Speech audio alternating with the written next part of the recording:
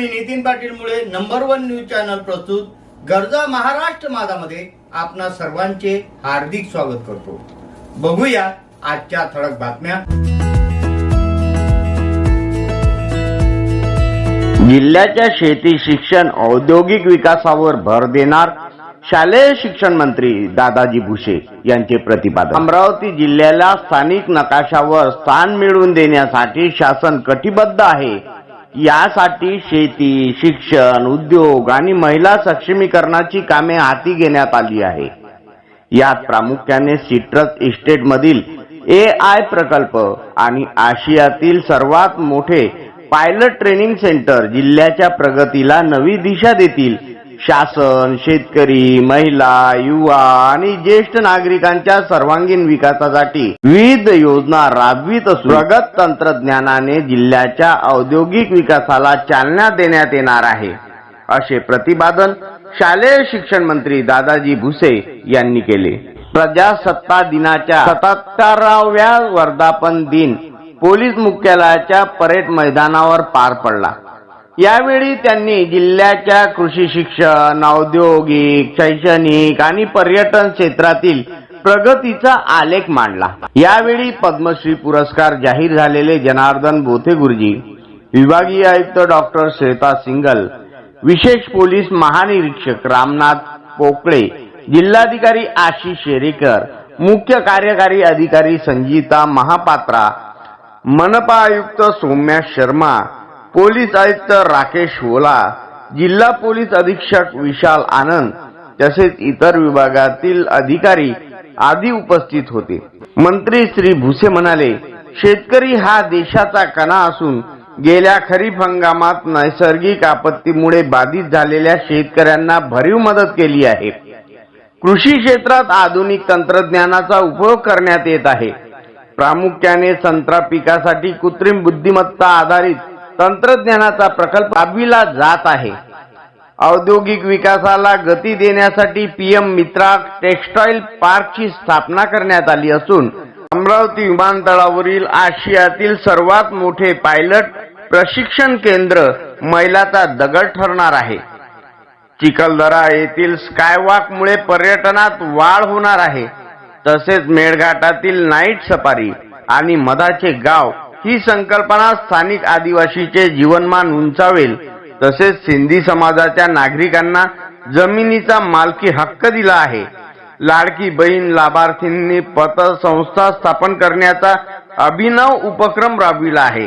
प्रजासत्ताक दिनी राज्यभरातील 1 लाख शाळांमधील 2 कोटी विद्यार्थ्यांनी राष्ट्र प्रथम या संकल्पनेवर आधारित देशभक्तीपर गीतावर सामूहिक कवायती सादर केल्या। त्यांमध्ये प्रखर राष्ट्रभक्ती, स्वयंशिस्त आणि शारीरिक आरोग्याविषयी जागरूकता निर्माण करण्याच्या उद्देशाने आयोजित या कार्यक्रमाला शालेय शिक्षण मंत्र्यांनी मैदानावर येऊन दाद दिली। सर्वांनी टाळ्यांच्या कडकडाटासह विद्यार्थ्यांचा उत्साह वाढविला।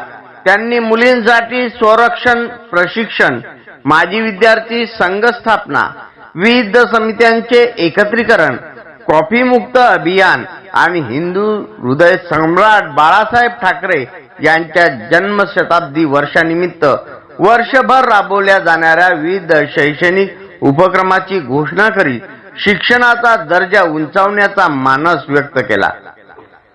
राष्ट्रसंत तुकडोजी महाराज आश्रम गुरुकुलचे सचिव जनार्दन बोथे गुरुजी यांना पद्मश्री पुरस्कार जाहीर झाल्याबद्दल श्री भुसे यांनी श्री बोथे गुरुजी यांचा शाल, श्रीफळ आणि पुष्पगुच्छ देऊन सत्कार केला।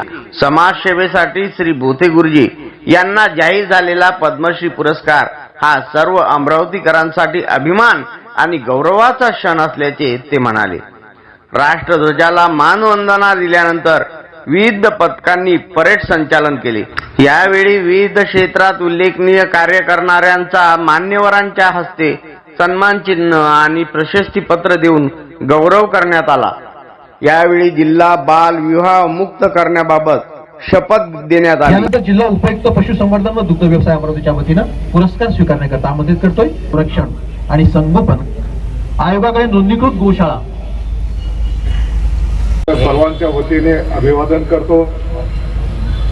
भारतीय संविधानाचे शिल्पकार भारतरत्न महामानव डॉक्टर बाबासाहेब आंबेडकर साहेबांना मी अभिवादन करतो. त्यासोबतच अमरावतीची भूमी ही संत गाडगेबाबा, राष्ट्रसंत तुकडोजी महाराज आणि शिक्षण महर्षी डॉक्टर पंजाबराव देशमुख यांच्या पावन स्मृतीने पावन झाली असून या पवित्र भूमीला त्रिवार वंदन करतो. आपल्या सर्वांच्यासाठी आनंदाची गोष्ट आहे. कालच गुरुकुंज मोजरी आश्रमाचे जनार्दन बोधे आदरणीय गुरुजींना पद्मश्री पुरस्काराने सन्मानित करण्यात आले आहे. त्यांचे मी आपल्या सर्वांच्या वतीने मनपूर्वक अभिनंदन करतो. राज्य शासनाची शेतकरी, महिला, युवा आणि ज्येष्ठ नागरिक ही प्राथमिकता राहील. कमांडर श्री श्रीधर गुरुसुंदरे, राखीव पोलीस निरीक्षक अमरावती शहर यांच्या नेतृत्वात ही परेड या ठिकाणी उभी आहे.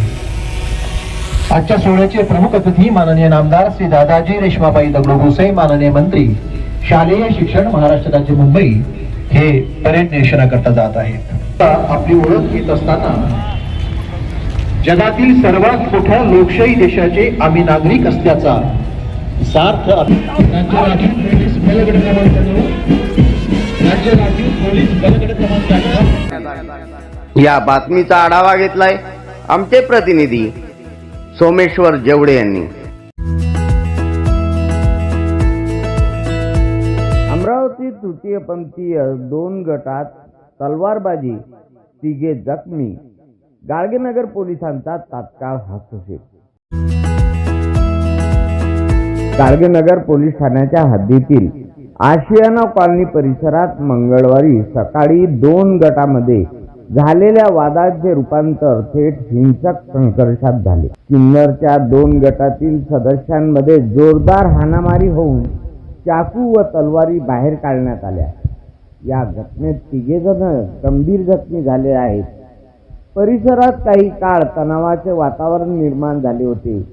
घटनेची माहिती मिळताच गाडगेनगर पोलिसांनी तात्काळ घटनास्थळी धाव घेऊन परिस्थिती नियंत्रणात आणली.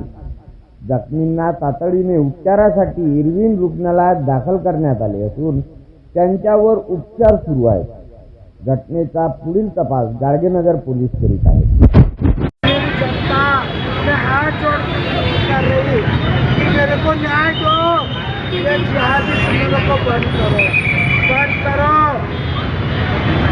पहले भी 7 लोगों को बोली थी मैंने, उनके घरों में तलवार जब्त करो, एक भी नहीं किया.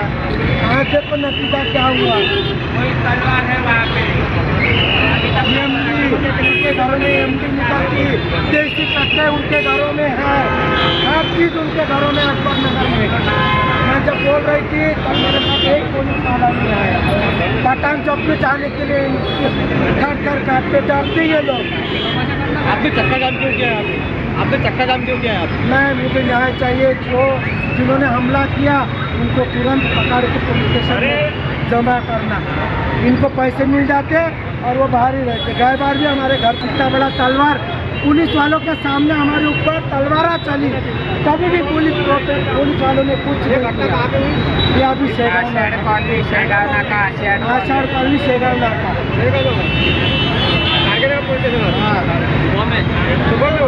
अभी 11 बजे पूरे